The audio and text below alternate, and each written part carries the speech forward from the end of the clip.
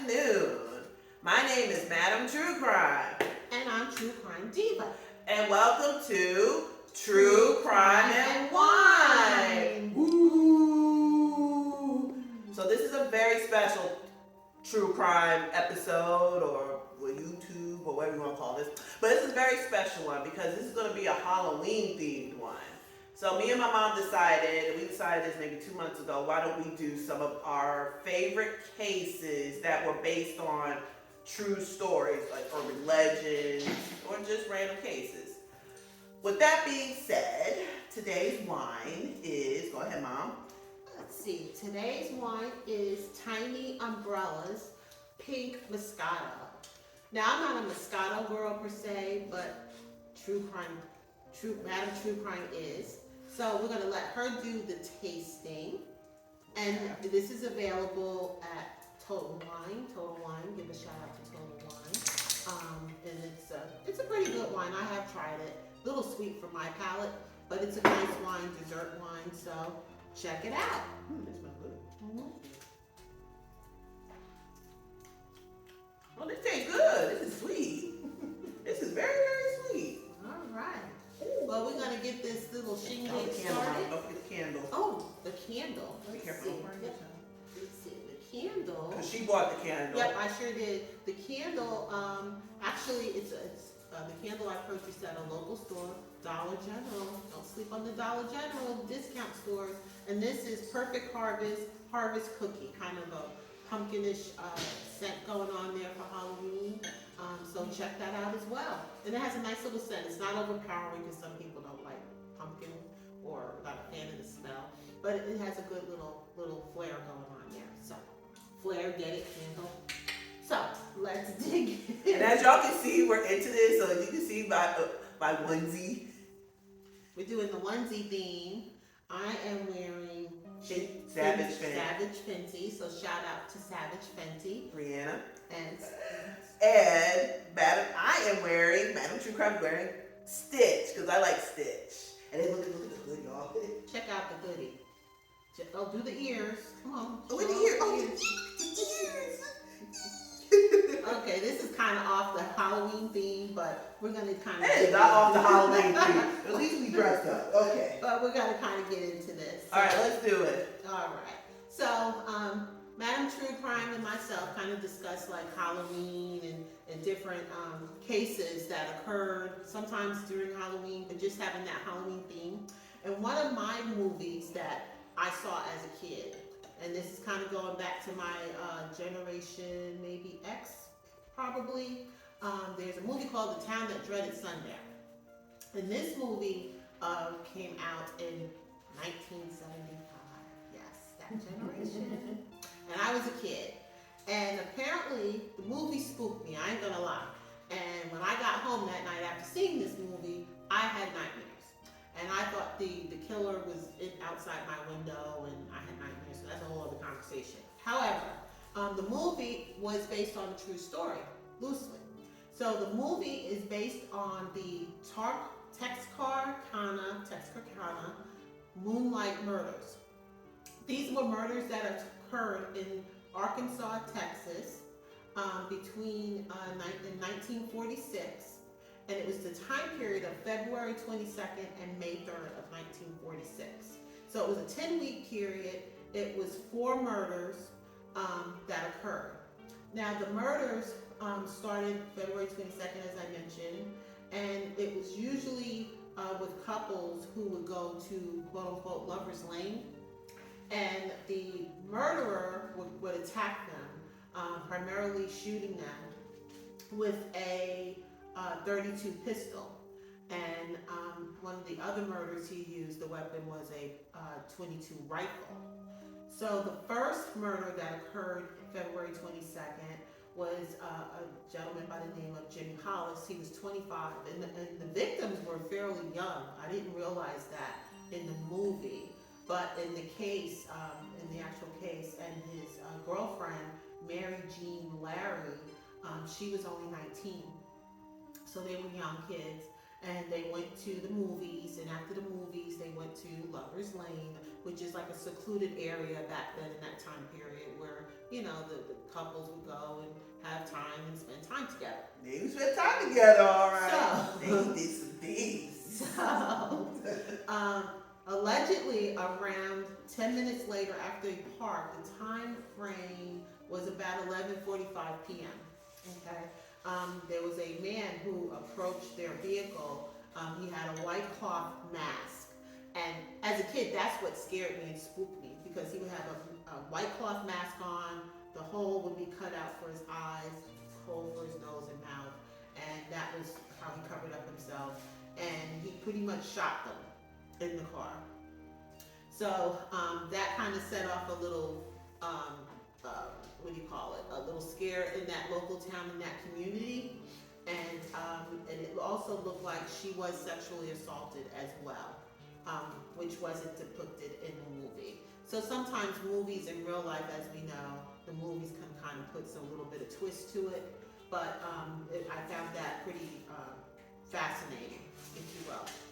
The next murder, and the murders happened like a month apart from each other, which is also interesting.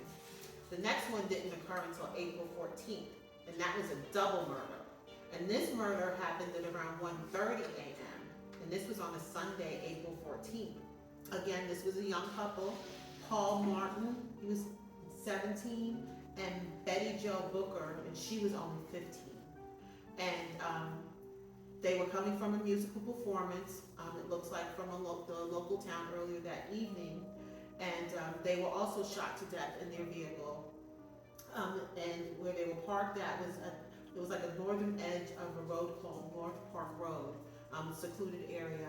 They were shot to death, same MO, by a man wearing the mask, the white mask covering his face, and their bodies were not discovered until the following morning at about 6:30 a.m. the following morning. So again, the local sheriff, and you got to look at the time period back then.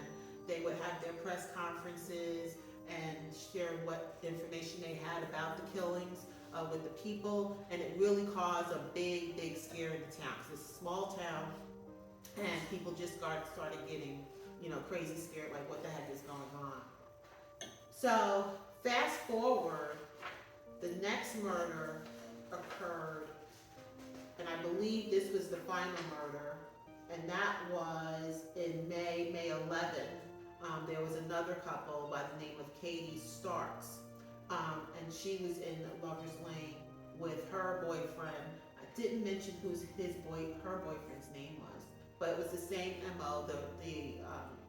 The individual who was doing these murders was using a rifle, between the rifle and the pistol, and they were found in their dark car, slumped over. It did not indicate that she was sexually assaulted or anything. But this is at this point where they decided to offer a $500 reward for the capture of this individual. Now, by this being a small southern town, that caused the town itself to go into panic mode. And people started arming up. People started barricading their homes. People just was afraid, and for the most part, afraid to go out their homes after it approached dark time. So that leads into the town that dreaded sundown. They dreaded when the nighttime approached, because that's when these murders would happen. So then the rumor started. There was a rumor that developed shortly after the last killing, and the rumor was that they apprehended the killer, and it was a rumor that the killer was within the town it was one of their own, allegedly. But that rumor never proved to be fact, so that led the police to go on and further investigate. There was vandalism that happened also during this time. People started going crazy because everyone was fearful for their lives, especially women and of course men as well, and for their teenage kids, you know, male, female. The killer was also known as the Phantom Killer. They also gave him that title. So going back to the rumors, there was a prime suspect of the case, and his name was, and I'm gonna try to pronounce his name, Ul Sweeney. And he was a career, back at that time they called him a petty criminal. So he was pretty much doing like petty crimes and things of that nature. So he was under suspicion by the police. However, his wife apparently knew of some activity that he was doing, but the wife refused to testify, which I thought was interesting. Yeah, very interesting. So therefore, they couldn't press charges against him. And eventually, he did get locked up, believe it or not, for other crimes, not for this particular crime.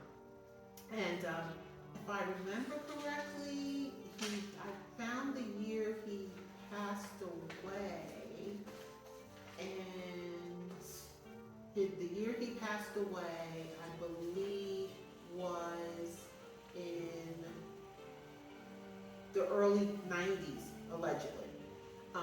Didn't have too much information on him, but allegedly. But this movie and this story kind of baffled me, because when I saw the movie itself as a kid, it just spooked me, and it did say it was based on a true story of actual events. And the differentiation between the movie and the actual this particular murder case is that in the movie they did have his last killing spree, which was his 5th killing spree. And he broke into this lady's house in the movie, but she was able to get away. And the movie also said at the end, where everyone that this case was based on, where they ended up going, and in the movie version, it stated that she actually moved away, no one knew her whereabouts, she changed her name, but she was the only victim that was able to get away. However, looking up this particular murder, the Texarkana Moonlight murders, it doesn't say there was a victim that got away. So I'm not sure if that was factual for movie purposes or not. I was unable to find out any information on her. But as a kid, it just kind of spooked me, and how they never found the killer. They still never found the killer. Now these killings was like in 1946, so evidence and DNA is non-existent at this point. But it was always rumored, they felt that it was someone who lived within that town, which is kind of scary in itself. So that's my little tidbit for my Halloween. The crime drama and real life crime based on a movie. So I'm going to turn it over to Madam True Crime. You have any thoughts about my case? Yeah, because I know, so y'all, I'm pretty sure everybody knows the Green River Killer. Yes, I remember that. And remember the wife, because I know there used to be a show on Lifetime, so I don't know, this is a fun fact for y'all. I am in the medical field. I was CNA, not one anymore. But I was a CNA, and there used to be the show that people come on Lifetime Movie Network when they used to show shows, and they used to show like families of famous killers like Gacy, the Green River Killer's wife was up there, and I can't remember the other famous murders. Well, the Green River Killer's wife was up there, and then everybody would ask her, did you know what your husband was doing? Even Gacy, they asked, did you know? Because they would talk to the families of the victims, which was very intense. And then I know Gacy's wife, she was like, she wanted to make sure her kids didn't have anything mentally wrong with them or anything. And then the families ended up forgiving his family because they wasn't involved in it, because you can't control what somebody does or everything. Well, with the Green River Killer's wife, I think honestly she didn't know what he was up to. Mm-hmm. He would come home, I forgot what he did for a living, but he would just come home and it'll be just like acting like a normal family, like a psychopath. And the Boston Strangler,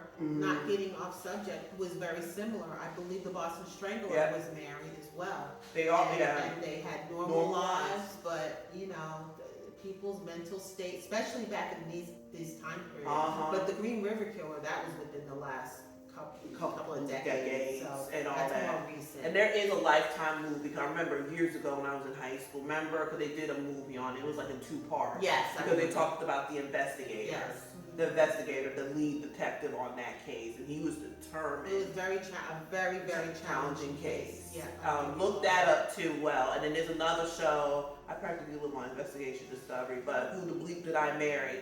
Because a lot of them who are serial rapists, serial homicide, it's very interesting. A lot of times they just don't know their spouse. And I think a lot of these murders, just like this case, because it always, I like the movie, and I hadn't seen the movie again until I was grown. Maybe 20 years later, I watched it, because when I watched it as a kid, this movie scared the heck out of me. I don't know why. I think it was because of the mask and everything. It spooked me.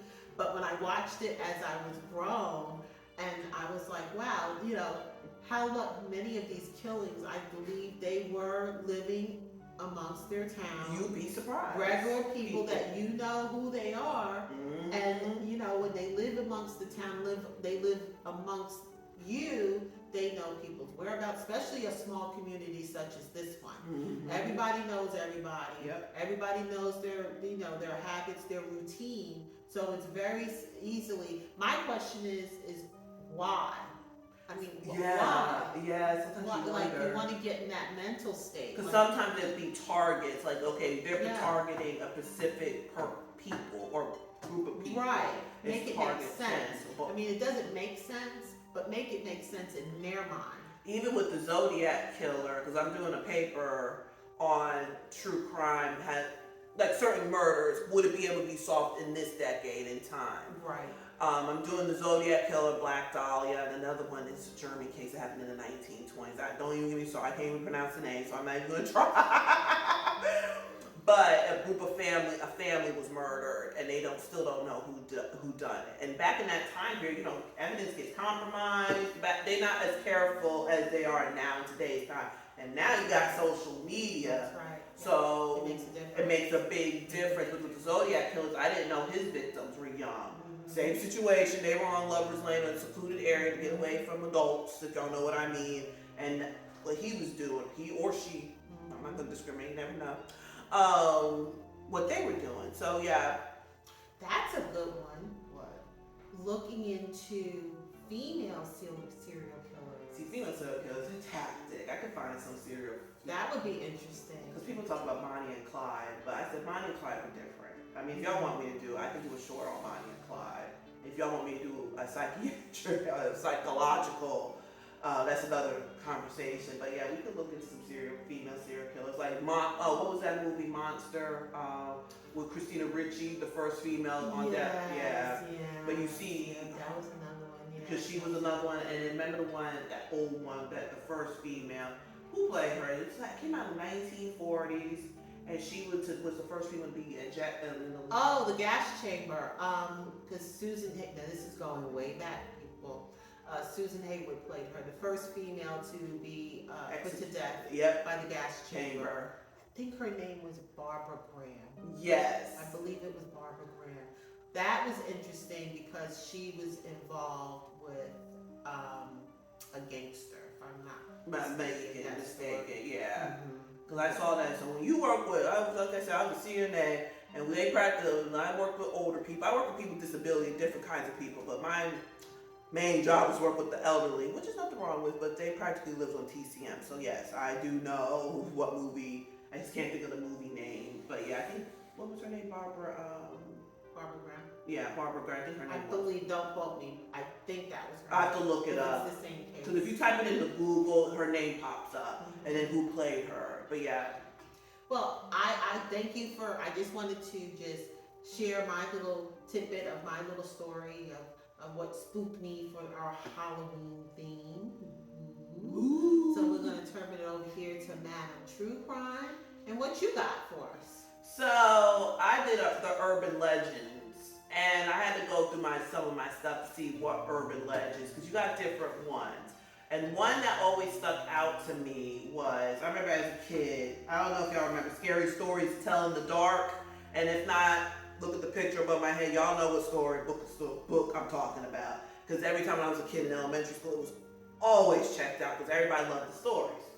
Well, one of the stories that spoke to me was the babysitter and the man upstairs. So when I was, like I said, I was CNA. I know I'm bringing that up a lot. I was CNN. I remember one night I was off of work one night. It was my day off or something. And I remember on Netflix, I seen this, I'm leading up to something, I seen this documentary called Killer Legends. And Killer Legends was about just different cases. They talked about the one I'm about to talk about, the babysitting man upstairs, that were based on true story. They talked about, remember the guy, the person who was putting candy, stuff in the candy? Yes. They talked about where that came from. That's a good documentary. There's some more cases they talked about that were actually based on true stories and why. So if y'all don't know, the babysitter and the man upstairs, also known as the babysitter or the sitter, is an urban legend that dates back to the 1960s. The legend about a teenage girl who's babysitting, as y'all know, children, and receives a phone call from a stalker who continually asks her, check on the children. The legend details a girl, she's just watching TV on a night, you know, a big typical night, while the kids are upstairs sleeping, the phone rings, the unknown caller says, go check on the children. So, you know, typically, the girl dismisses the call, but the anonymous caller keeps calling back several times. And the girl becomes very frightened because the caller was giving details of the house, and it creeps you out. Eventually, the babysitter calls the police, who informs her they will trace the next call. After the stranger calls again, the police return her call and advising her to leave immediately. You want to know why? Because the killer was in the doggone house while the children upstairs. And they catch the guy, the identified prowler. There's different versions of the case. But isn't this based on a... I'm going to get into that. I'm going to get into that. Okay. I'm just... Setting the foundation. Where the story came from. Was calling... and there's different versions of it, like the kiddie version, like the kids version, the one I used to hear as a kid, was one of the older kids playing a trick on her. And in some versions, the babysitter does get killed. And in another version, the children gets killed. There's different versions of the story. And sometimes it's like, okay, who knows? And then there's another one called the Clown Doll and the Statue version. Y'all look up that one. If we have time, I'll tell you that one. That one creeped me the hell out. So, I don't know if y'all noticed that this story was based on, or loosely based on, a true story of Jeanette Christman in 1950. It starts on March 18th, 1950. Jeanette Christman, she was supposed to send a party with friends. However, she wanted to go babysit instead because she had this Easter suit she was saving up for, and she wanted to, with the hassle of her parents, she didn't want to ask her parents for the money, basically. So she declined the party invite, instead agreeing to babysit for a couple that was friends with her parents, Ed and Ann Romick. They lived in a remote area, Columbia, Missouri, with their 3-year-old son, Gregory. Jeanette had babysat for the couple millions of times before, and was excited to earn the money to pay off the suit. And it was for Easter. Okay. So a little background on Jeanette, and I was so happy about this, but the little background of Jeanette Christman, she was born on March 21st, 1936, and that's my birthday. And I was like, oh, okay. So, she was born in Boone County, Missouri, to Charles and Lou Mae Christman. Jeanette was the oldest daughter of three girls, all girls. In 1950, the family was living in Columbia, Missouri. Jeanette was a few days away from her 14th birthday. The night she babysat for the Romick family, she was an 8th grade student at Jefferson Junior High School. She played piano, sang in the choir, really involved with her church, and she was very mature for her age, from what a lot of people were saying about her. And she was the ideal babysitter. Alright, that was just a little background on her. Getting back to the story. March 18th, Jeanette arrived at 7:30, and it was really cold that night, freezing sleet, rain. And Jeanette arrived to the Romick's house. The Romicks were playing a night out with friends, like I said, to play cards. And they haven't done this in a while. Because they, with Anne being pregnant, they haven't gotten out much. And also moving into a remote area. And I'm not sure if some of y'all are familiar with remote areas where you're in the middle. Her mom was pregnant?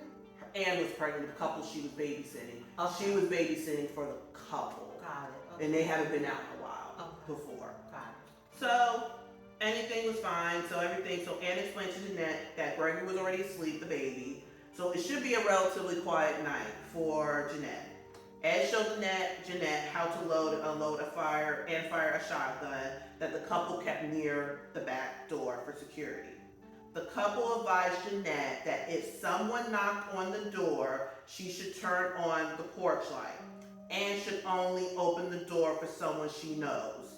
Jeanette expressed she understood, and the couple left to a much-needed night out. All right, fine, cool. So around 10 p.m., Ann called home to check on Jeanette and Gregory. The call went unanswered. No worry, Ann brushed it off. She thought Jeanette probably fell asleep. Around 10:35, though, a call came into the Boone County Sheriff's Department. On the other end of the line, the sheriff could hear a young woman screaming and begging for help before the line went dead. But, back then, the call was too short to trace. And back then, like I said, technology back then what it is today. So unfortunately, the police couldn't do anything unless the caller called back. Around 1 a.m., the Romans returned to their home. When they pulled up, I think they lived on this type of road where they pull up on this road where you could see the house, and I always could picture it. They knew something was wrong because that porch light was on. And something they instructed Jeanette to do if anyone knocked on the door. Then, when they approached the house, the sawhorse was noted outside the window as well, which had not been there when the couple left. When they approached the front door, they noticed it was unlocked also. Upon entering the house, the Romans saw a horrific scene. On the living room floor was 13-year-old Jeanette Christman lying in a pool of her own blood, which saturated the carpet. Her legs were split apart. Her skirt was pulled all the way up. She had severe head wounds, circular puncture wounds on her face, scratches her arm. She had an electric cord iron wrapped tightly around her neck, and a few feet away was the phone, which was off the hook, laying next to Jeanette. She was the one, I think, that was calling for help. Ann, as any parent would do, rushed upstairs. I know what y'all think. Okay, where was Gregory, the son? Ann rushes upstairs to make sure he was okay. Gregory was asleep and was safe. Meanwhile, her husband's downstairs calling the police. So here's where it gets kind of not iffy, I would say, with any police investigation. The Columbia Police Department came, and so did the Boone County also came, because it was technically the Columbia Police Department was outside their jurisdiction.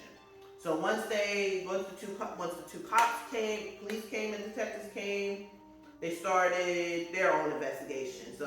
And it was a mess because the two departments couldn't get along. And they refused to cooperate with each other as a joint task force. So the scene, like I said, was horrific. Jeanette's body, blood everywhere. But it looked like Jeanette put up a fight with her attacker because she had defensive wounds, as anybody would. The blood was smeared, fingerprints throughout the living room and the kitchen. They brought the bloodhounds in. The only problem with the bloodhounds, they did pick up a scent. But the scent was lost a couple of miles from the house. So there ain't no telling. The autopsy did determine that Jeanette died from strangulation and she was SA'd. All right. What's that say? Sexual assault. Oh. And you can say certain things on YouTube. I get flagged. During the investigation, the police did notice the window of the ranch-style home was broken with a garden hoe. There was a sawhorse situated just outside this window. One of the department believed that this indicated the perpetrator entered through the window. However, the Romans stated that the garden hoe was normally kept outside the home, which added doubts to this theory. The other department believed that the porch light being on the front door and the door being unlocked indicated that the perpetrator was someone who knew Jeanette and she probably let him in. The shotgun kept near the door was untouched. And police spoke with Jeanette's family and friends, with no suspects were identified in any way. Then, okay, here we go. So, as I was reading the article, and I put in the description box below, look at the time frame it was what I'm about to say. Several black men in the area were questioned. Racial bias was a thing back then, as you guys know. There was some thoughts that the murder may be connected to another that occurred 4 years earlier in Columbia. This was the murder of Mary Lou Jenkins, and who was murdered inside her home in 1946. And that her murder occurred less than a mile from Jeanette's murder scene. So that case, I'm gonna be honest, that case, Jeanette's case, was loosely based on the urban legend of babysitting the man upstairs. So was Mary Lou. And Mary Lou was an attractive 20-year-old, I'm sorry. And she was killed in the same similar fashion as Jeanette 4 years earlier. And like I said, she was very attractive because if you look at the picture above. But with Jeanette's murder, that's where a lot of these movies came out. When a Stranger Calls, let's see, what movies I got? When a Stranger Calls, Halloween, Foster's Release, The Severed Arm, Black Christmas, The Sitter, When a Stranger Calls Back, When a Killer Calls, An Amusement, and there's others. I really thought that was interesting because when I watched that documentary, I said, oh, snap, I didn't know this was loosely based on a true story. And I just was like, oh my God, because it makes you wonder, like, especially as a parent, back then, I used to babysit my brother, but my parents always used to tell me, look, don't go for the door for nobody. That's right. And still to this day. Until this day. Even just anybody don't go to the door. Don't go to the door with anybody. But Mary Lou's murder was a little bit different than Jeanette's murder because, like I said, she was killed in a similar fashion to Jeanette. She had been raped and strangled with an extension cord. Her body was found in a pool of blood in the living room floor, and neighbors, get this, Mom, neighbors heard screams that night, but believed the noises came from their rabbits. And the Crime Rock, Columbia, Missouri community, which let out a lot of pressure from the police.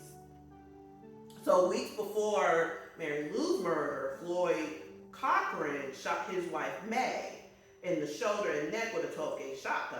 Well, then he attempted to commit suicide, but was unsuccessful. Police found him, brought him in, and Lord have mercy, they interrogated that man, you guys, and how they interrogated him, because he was black, and he was interrogated also without a lawyer for 2 straight days.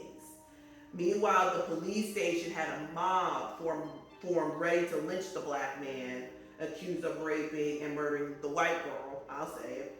The only connection Floyd had with Mary Lou was he was a garbage man servicing her residence. They didn't conversate, he just worked in the area as garbage man. After hours of interrogation without a lawyer, Floyd confessed to Mary Lou's murder. However, he recanted his confession, and he only did it because threatened by the police and the mob outside the station. That man was scared, you guys. And another thing was, Floyd had a significant mental condition, an intellectual challenge. And it was documented because back then, that's when the draft for World War II was going on, and he was rejected because of that, because of his mental state. All right, so on May 17, 1946, Floyd pled guilty for murdering his wife and was sentenced to 15 years in prison. On May 27th, he stood trial for the murder of Mary Lou Jenkins before an all-white judge. The defense team argued that the confession was coerced. Floyd had an alibi. The judge still didn't believe his family, and then he was sentenced to death in his gas chamber. And he was executed September 26, 1947. Well, after all of that, guess what? The sexual assault still kept going on. And after Floyd Cochran's execution. And Mary Lou and Jeanette were killed, like I said, in similar fashion with close proximity of one another. Then a different suspect, you guys, came into the police investigation called Robert Miller. And this man was creepy. And he looked creepy. If y'all look at this man's picture, he looked creepy. He looked like one of those, I don't know, like one of those, I can't really describe it, one of those sleazeballs that you see that, when someone gives you the creeps, it's like, and I think he was like one of those that's overly nice, like, okay. He just looked, anyway. I don't know, I got a bad vibe from him. I know it's just a picture, but I got a bad vibe from him. Well, Robert Miller was born February 7th, 1923. He was friends with Ed Romerick, friends with Robert in high school. The one Jeanette was babysitting for. Was in the Army Corps captain in World War II. 1950, Robert was living with his wife in Columbia and working as a tailor. He was 27 years old. Jeanette had babysat for Mahler on multiple occasions. Also, Mary Lou Jenkins knew Mahler from high school. What? Mm-hmm. Yep, he did. Speaking with Ann Romick, she shared that Rob Miller had made sexual comments about young Jeanette's figure. Now, keep in mind, Jeanette was how old? 13? What did I say, 13? Why is this grown man making comments on a 13-year-old? Ann Romick told police that Mahler often spoke of fantasies of defilling young virgins, and Ann Romick stated that the day before Jeanette's murder, Robert was helping her hem a dress as he worked as a tailor. He was in the sewing room where the iron is usually kept that strangled Jeanette. Keep that in mind, you guys. Something a random intruder would have had a hard time finding in the home. Ann said Mahler tried to grope her breast that day and made her very uncomfortable. Ann also stated Mahler, as a man who doesn't use words, uses his hands since he was a tailor. Mahler also carried a mechanical pencil in his front pockets. Now, how would y'all define that, using his hands? What do you take that as, Mom? Using his hands? He doesn't use words. He uses his hands. Well, he can use his hands in different ways that may not be appropriate. Good point. The morning of Jeanette's murder, Robert Mahler called Jeanette, asked her to babysit for his children that night.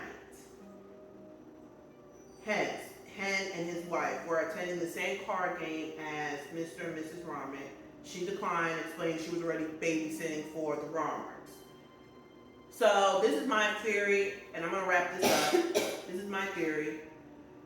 He knew where she was at that night, and Romick ended up leaving the card game, and he was gone for an hour. He stated that he had to go attend to a sick child, and he had a babysitter that night. The police did question the babysitter, and Mahler didn't come back to the house. He didn't come back to the house until with his wife when they returned home that evening.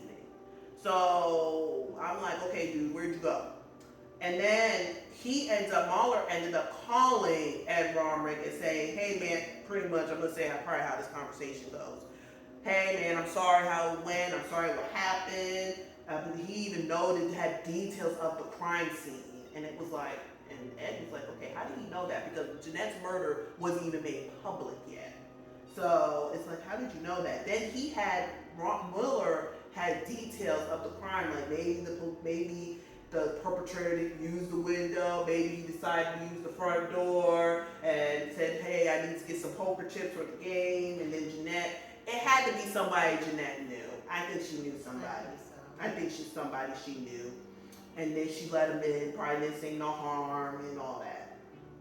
1950, the police used circumstantial evidence as grounds to question Robert Mahler. So back then, I don't know if y'all know, in the 1950s, they took this man to the farmhouse, and I think they roughed him up because they were trying to get him to confess. To get him to confess. Because like I said, he knew too much details.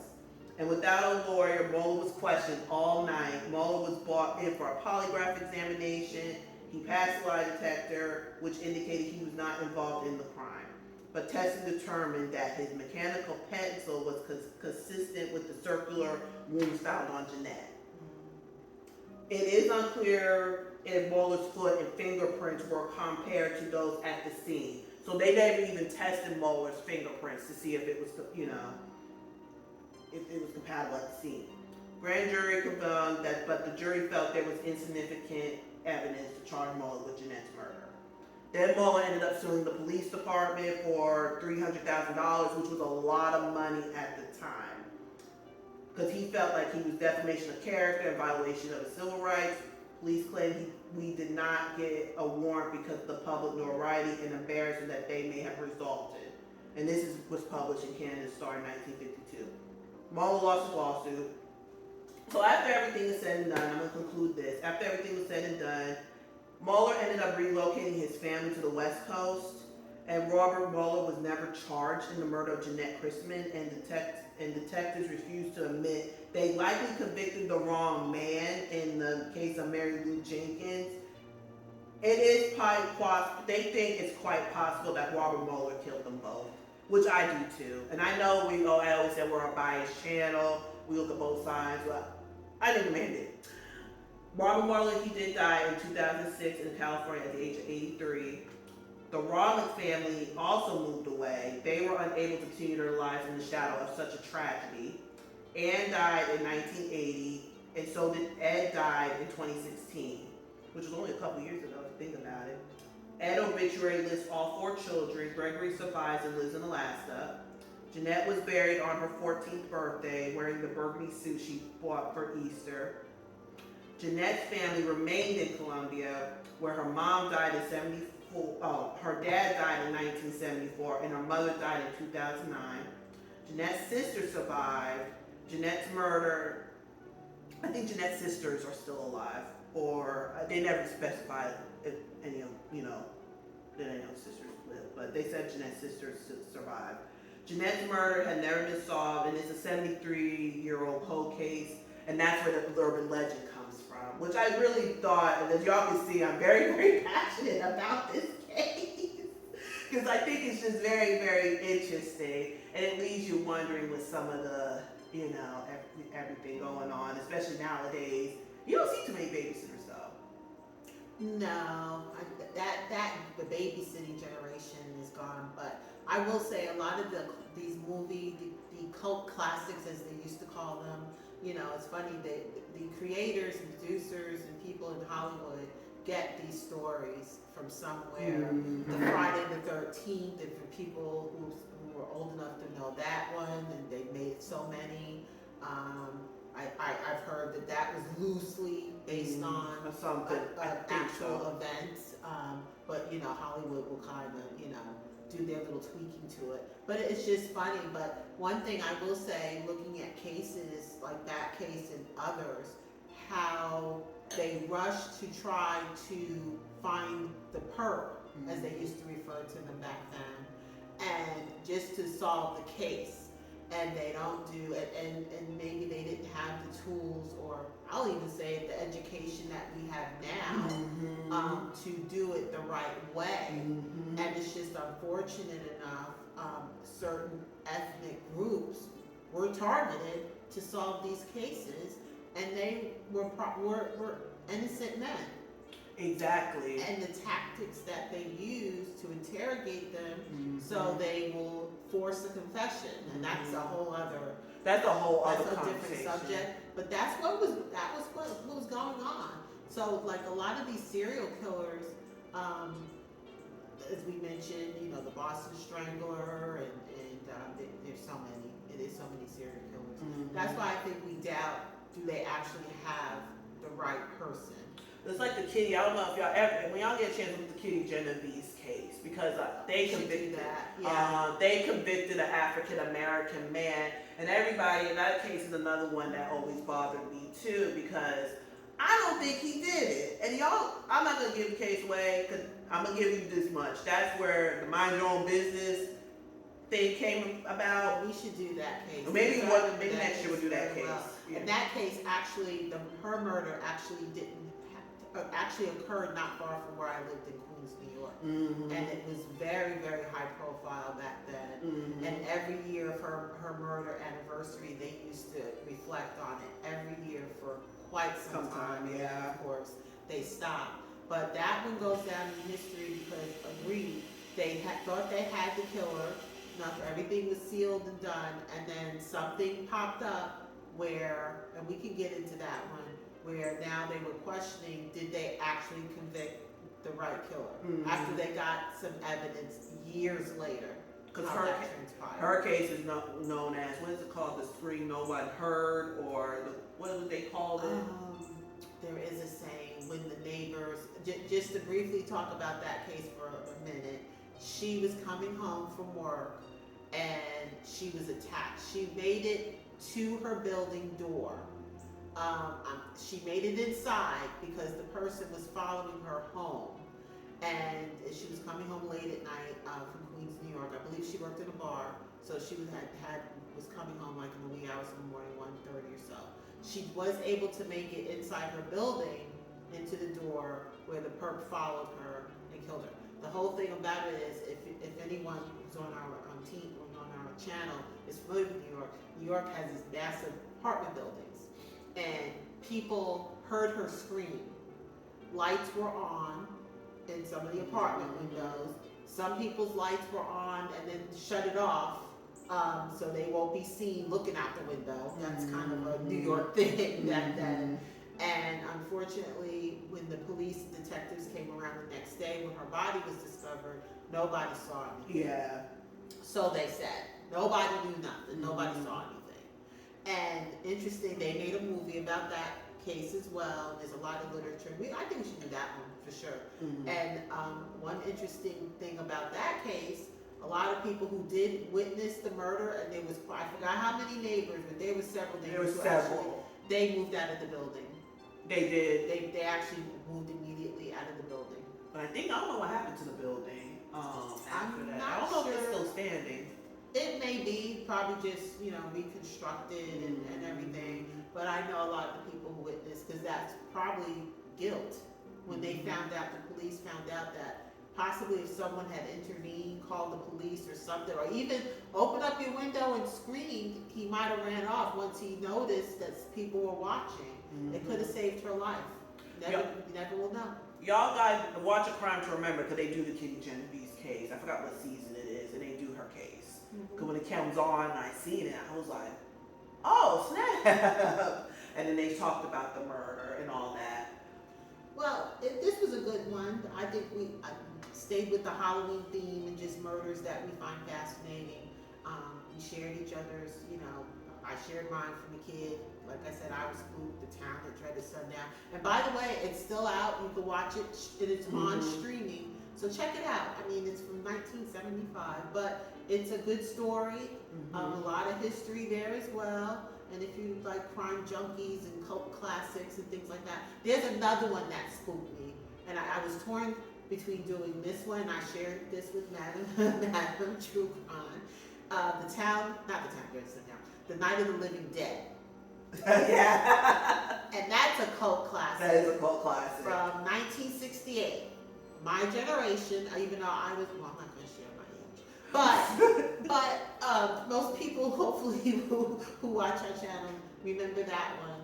And that one was interesting because even though it was fabricated, even though these were about the Night of the Living Dead, zombies, and so on and so forth, the ending kind of relates to what we were just talking about, or primarily her story, about convicting the wrong men based on their skin color, kind of.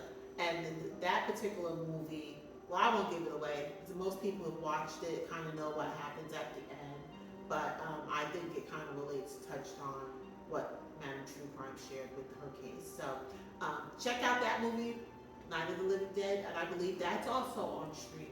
I think it is. I think I did see it. And also check out, like I said, When a Stranger Calls. Yes. There's different versions of it. Yep. Because there's one in 1979, and then they did a remake in 93. Then they did When a Stranger Calls again in 2006. I think there's a third one. There is a third one. I think there is, because I don't want to give it away, but you guys go watch that. I think it's on Tubi TV. I think last time I see it. Because one of them, it's either 2 or 3, she's now a mom and has her own children, and kind of history repeats itself. Yeah. But go check out those movies, and if y'all want to share some of y'all urban legends or Halloween movies that spooked you. Because people think Scream was based on this. Scream was something totally different. Scream was based on a true story, and I'll get to that later down the road if y'all want me to. But yeah, go check out those movies, and please share and like and subscribe to our videos and channels. Yep. And then we'll tell you guys, and I know we're going to get a lot of questions, where we got our onesies from, and I'll put it in the description box below with a picture if y'all really want me to, but I will. And what wine we're drinking and all that. But please like and subscribe, and also follow us on social media. We're very nice ladies. True Crime and Wine 91. Well, anyways, I'll put it down in the description box below. Well, anyway, thank you for joining us. Thank you for coming. Have a safe and happy Halloween. If you take your kids trick-or-treating, make sure y'all get some candy for yourselves, and also check the kids' candy too. And be careful out there. And be really careful out there. Until next time, see y'all next time.